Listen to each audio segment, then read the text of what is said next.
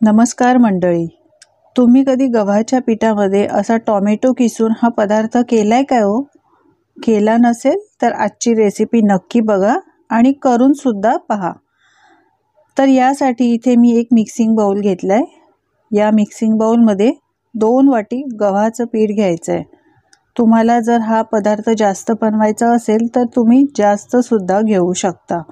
तर इथे मी 2च वाटी घेतलेला आहे। यानंतर एक मोठा टोमॅटो घेतलाय। तर टोमॅटो आता आपल्याला किसणीने किसून घ्यायचा आहे।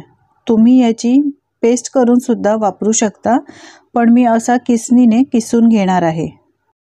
असा किसल्यामुळे टोमॅटोचा फ्लेवर यामध्ये चांगला येतो, यासाठीच किसून घेते। तर मी एक टोमॅटो मोठा असल्यामुळे एकच घेतलेला आहे। तुम्हाला अजून घ्यायचा आहे तर तुम्ही घेऊ शकता। यानंतर 1 चमचा आलं लसूण मिरची कोथिंबीरची पेस्ट घेतली आहे। पाव चमचा हळद पावडर, 1 चमचा लाल तिखट, 1 चमचा काश्मीरी मिरची पावडर, 1 चमचा चाट मसाला, अर्धा चमचा गरम मसाला, 1 चमचा जिरं। यानंतर 2 मोठे चमचे इथे तीळ घेतलेले आहेत। 1 मोठा चमचा ओवा हातावर असा क्रश करून घालायचा, म्हणजे याला फ्लेवर चांगला येतो। चवीप्रमाणे मीठ आणि भरपूर बारीक चिरलेली कोथिंबीर। गरजेनुसार यामध्ये पाणी घालायचं आहे आणि आपल्याला सगळं हे मिक्स करून घ्यायचं आहे। आपण जसं चपातीसाठी पीठ मळतो ना, त्याच पद्धतीने हे पीठ छान मळून घ्यायचं आहे। जास्त पातळ नको किंवा जास्त घट्टही नको। तर तुम्ही पाहू शकता आता हे मी पीठ छान मळून घेतलेलं आहे। थोडंसं तेल घेऊया आणि तेल सुद्धा लावून याला चांगलं पुन्हा एकदा मिक्स करून मळून घेऊया। तर हे बघा, हे आपलं पीठ आता मस्त मळून झालेलं आहे। तुम्ही पाहू शकता याचं टेक्स्चर जास्त घट्ट किंवा जास्त पातळ नाही। आता या पदार्थाबरोबर खाण्यासाठी एक चटपटीत चटणी बनवूया। यासाठी मिक्सरच्या भांड्यात ओलं खोबरं घातलंय, डाळवं घातली 1 मोठा चमचा, आलं आणि लसूण थोडीशी घातलेली आहे। तुम्हाला यामधले काही पदार्थ स्किप करायचे असतील तर करू शकता। 2 हिरवी मिरची घेतली आहे, तोडून घातली मिक्सरच्या भांड्यामध्ये। 1 चमचा जिरं घालायचं, थोडीशी साखर आणि चवीनुसार मीठ, मूठभर कोथिंबीर आणि चटणीला चटपटीतपणा येण्यासाठी अर्ध्या लिंबाचा रस पिळलाय। पाणी घालून मिक्सरला चांगली याची मस्त बारीक चटणी वाटून घ्यायची। तर तुम्ही पाहू शकता मस्त चटपटीत चटणी आपली तयार झालेली आहे। एका बाउलमध्ये काढून घेऊया। आता याला फोडणी देऊ शकता किंवा अशीच खाऊ शकता। इथे मी गरम तेल केलंय, मोहरी, जिरं आणि कढीपत्ता घालायचा। यानंतर ही गरमागरम फोडणी या चटणीवर घालायची। खूप मस्त लागते ही चटणी, एकदा नक्की ट्राय करून बघा। मिक्स करून घेऊया। मस्त चटपटीत आंबट गोड चटणी तयार झालेली आहे। मुलांना सुद्धा ही आवडेल इतकी खायला अप्रतिम लागते। या माझ्या पद्धतीने तुम्ही ही चटणी एकदा नक्की करून बघा। मुलांना शाळेमध्ये सुद्धा तुम्ही ही चटणी देऊ शकता। मळून घेतलेलं पीठ मी 10 मिनिटं असंच ठेवलं होतं। पुन्हा एकदा व्यवस्थित मळून घेऊया। आपण मस्त टोमॅटोचे चटपटीत पराठे बनवतोय। हे टोमॅटोचे पराठे आहेत ना, खायला अप्रतिम लागतात। तुम्ही कधी बनवले आहेत का? कमेंट करून नक्की सांगा। आणि तुम्ही ही माझी रेसिपी कोणत्या देशातून, कोणत्या शहरातून पाहता हे सुद्धा कमेंट करून सांगायला विसरू नका, म्हणजे मी तुमचे आभार मानू शकेन। तर हे बघा, या पिठाचे मी एवढे गोळे करून घेतले, म्हणजे पटापट आपल्याला लाटता येतील।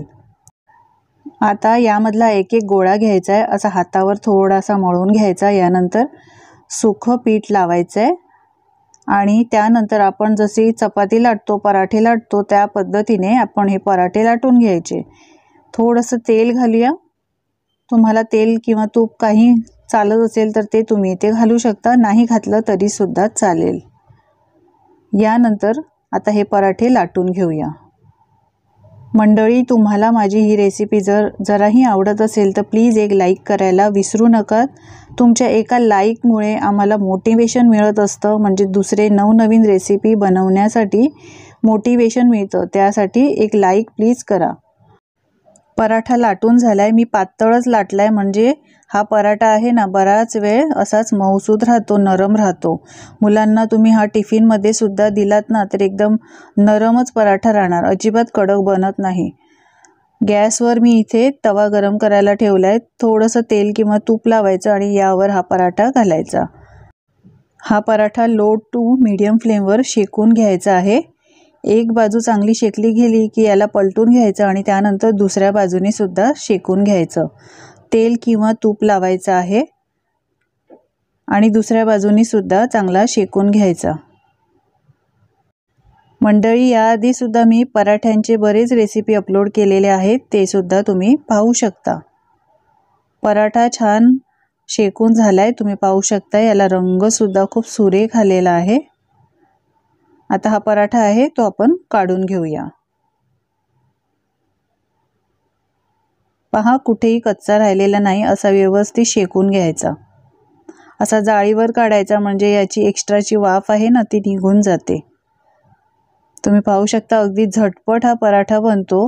मुलांना टिफिनला देऊ शकता. सकाळच्या घाई गडबडीच्या वेळी तुम्ही नाश्त्याला असा हा पराठा बनवू शकता. वेगळ्या चवीचा आणि भन्नाट लागणारा असा हा टोमॅटोचा पराठा तुम्ही कधी बनवला आहे काय? कमेंट करून नक्की सांगा. आणि बनवला नसेल तर एकदा बनवून बघा आणि तुमचे अनुभव माझ्यासोबत शेअर करा. तर मस्त चटपटीत अशा हिरव्या चटणीबरोबर मी टोमॅटोचा हा पराठा सर्व केलेला आहे. तुम्हाला जर मुलांना सॉस द्यायचं असेल तर तुम्ही सॉससुद्धा देऊ शकता. नेहमी आपण एकाच प्रकारचे पराठे बनवत असतो. कधीतरी असं वेगळं काहीतरी बनवून दिलं ना मुलांना तर ते मुलांना आवडेल सुद्धा. मुलंच काय मोठे सुद्धा आवडीने खातील, इतका चटपटीत लागतो हा पराठा. तर मंडळी, आजची रेसिपी तुम्हाला कशी वाटली हे कमेंट करून सांगायला अजिबात विसरू नका. जराही आवडली असेल तर लाईक करा, शेअर करा आणि अशाच नवनवीन रेसिपी पाहण्यासाठी चॅनलला सबस्क्राईब करा. पुन्हा भेटूया अशा छानशा रेसिपीसोबत. धन्यवाद.